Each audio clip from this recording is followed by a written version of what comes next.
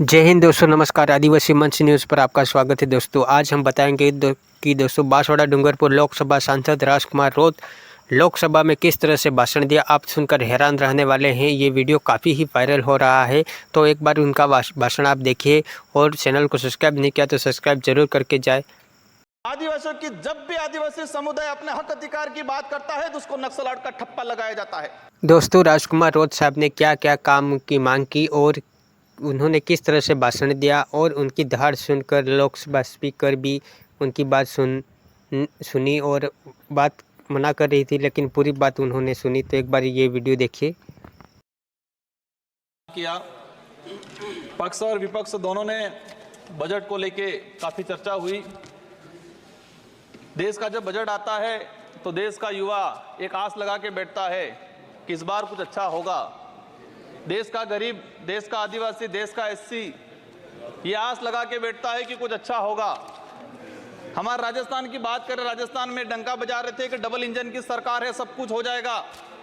लेकिन केंद्र का बजट देखा, राज्य का बजट देखा, कुछ नहीं हुआ।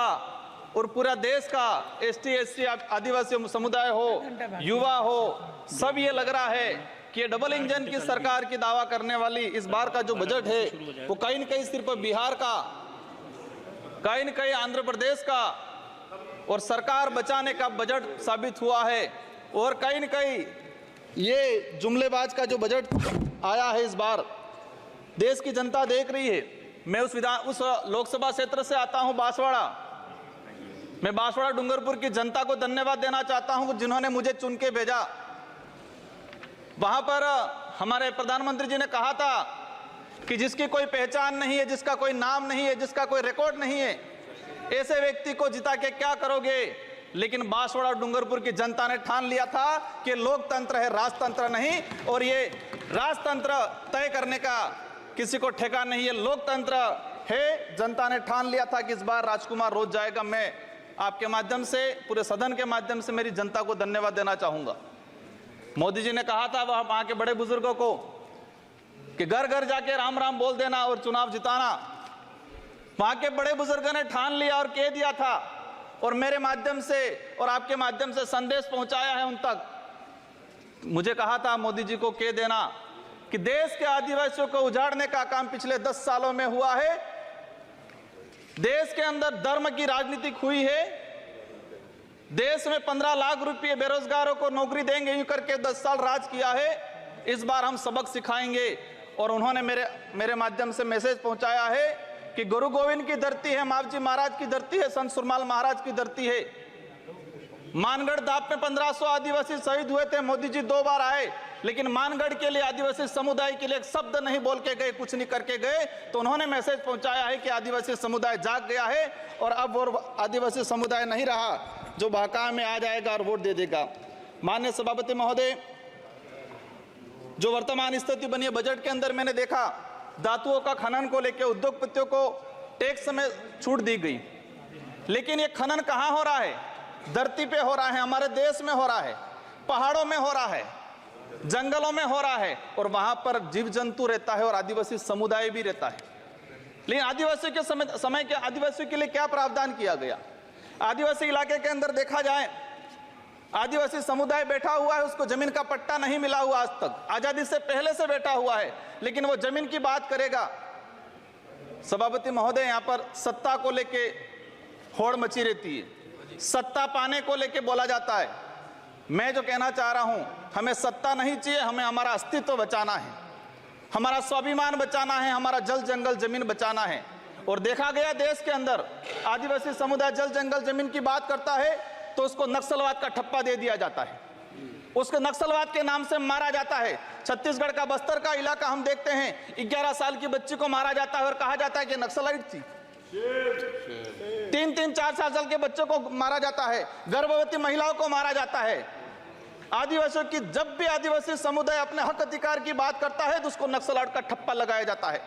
सभापति महोदय, आदिवासी समुदाय को या एससी समुदाय को फ्री की योजना, हम कहते हैं हमें फ्री की योजना मत दो, हमें हमारा हक दो, जल जंगल जमीन का मालिकाना हक दो। और संविधान के अंदर शेड्यूल 5 के अंदर, शेड्यूल 6 के अंदर जो रिजर्वेशन पॉलिसी लागू की है उसको धरातल पे लागू किया जाए। माननीय सभापति महोदय, मैंने देखा है भाजपा अलग अलग राज्यों में अलग अलग चीज कहती है, कई जगह कहती है बीफ खाओ, कई जगह मत खाओ। हमारे आदिवासी समुदाय को लेकर एक धर्म कोड की लंबे समय से मांग चल रही है कि आदिवासी समुदाय को अलग से धर्म कोड दिया जाए। आजादी से पहले 1871 से लगा के 1951 तक अलग जनगणना हुई है। आज आदिवासी समुदाय कोई ईसा धर्म अपना रहा है, कोई हिंदू धर्म अपना रहा है, अलग अलग जगह बटा हुआ है। आदिवासियों की आइडेंटिटी, उनकी पहचान खत्म हो रही है। आदिवासी समुदाय अपनी पहचान बचाने को लिए लड़ रहा है और लंबे समय से कह रहा है कि आदिवासियों की अलग से जनगणना कॉलम होना चाहिए, धर्म कोड होना चाहिए। झारखंड के अंदर 11 नवंबर 2020 को झारखंड विधानसभा में प्रस्ताव पास हुआ अलग से आदिवासी धर्म कॉलम को लेके। वहां विपक्ष में भाजपा थी और भाजपा ने समर्थन दिया और कहा कि आदिवासी समुदाय धर्म व्यवस्थाओं में भले हिंदू हो ईसाई उसमें नहीं आता है, आदिवासियों की अलग परंपराएं रीति रिवाज है, उनको धर्म कोड जारी किया जाए। लेकिन राजस्थान में अलग तरीके से माहौल बनाया जाता है। हम कहते हैं हमें किसी धर्म में नहीं रहना है, हमको आदिवासी हैं, आदिवासी रहने दिया जाए। माननीय सभापति महोदय, लंबे समय से देखा गया है, कहते हैं वनवासी, कोई कहता है कुछ और। हम कहते हैं हमारी जो आइडेंटिटी है, हमारा जो देखा गया है कई बार कि जो व्यवस्था बनी है उस व्यवस्था के अंदर हम कई बार कहते हैं हमें कुछ मत दो एजुकेशन को लेकर।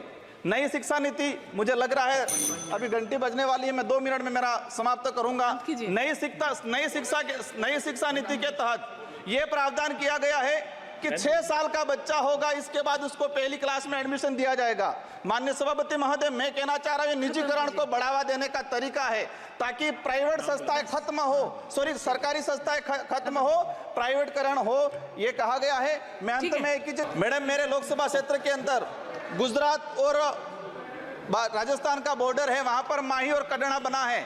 मैं सरकार से कहना चाहता हूं अगर आदिवासी समुदाय के लिए, उस क्षेत्र के लिए कुछ करना चाहते हो तो इरिगेशन के तहत माही और कड़ना से प्रोजेक्ट तैयार करके उस इलाके के अंदर रखा जाए। अंत में आप सबको धन्यवाद।